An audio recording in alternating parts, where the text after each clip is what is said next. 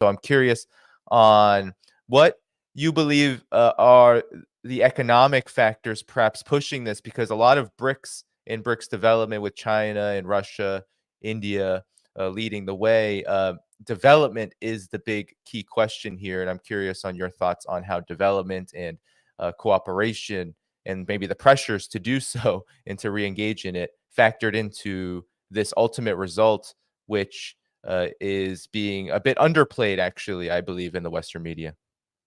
Well, if we look objectively at China and India today, one most important common denominator is the size of their population. Each is more than 1.4 billion people. That means both China and India have huge amounts of challenges at home to make sure employment is catching up and poverty will be reduced, and opportunities for economic development will be seized very forcefully, etc. But other than that, China and India, as of today, are completely two different countries.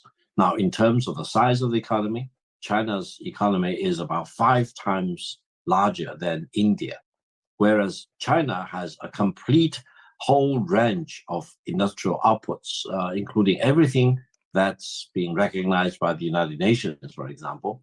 India's range of economic development is relatively limited.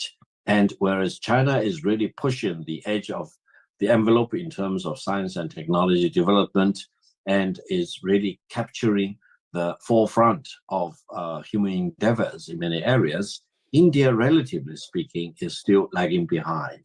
Now, that means China and India really need to engage with each other because there is high level of complementarity between the Chinese economy and the Indian economy. And if China and India can really get their acts together, their cooperation will have huge potentials. For example, China and India can build a railway connection linking China's Tibetan region to the northern part of India and then further connected with the rest of the country in India.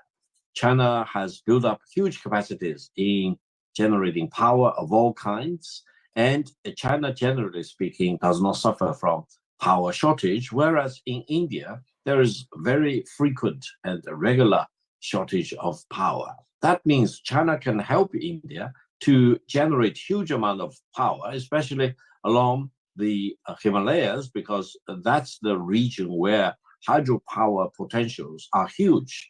And both China and India can really cooperate with each other with the end goal of increasing the power generation in India so that India will have the leisure to further develop its manufacturing capabilities, etc. Now, you mentioned EV car and many others. China is the largest automobile maker in the world and the largest EV car maker in the world. And China believes that the EV car technology is the technology of the future and eventually it will replace the fuel car technology. So I think India should also have that kind of deeper faith and make the right bet on the EV car revolution rather than eventually being left over by this fast-moving EV car megatrend. So if we look at China and India, yes, they have large populations, which is the common denominator, but they are very, very different. And the difference between them, the divergence between them, makes their potential cooperation even more exciting.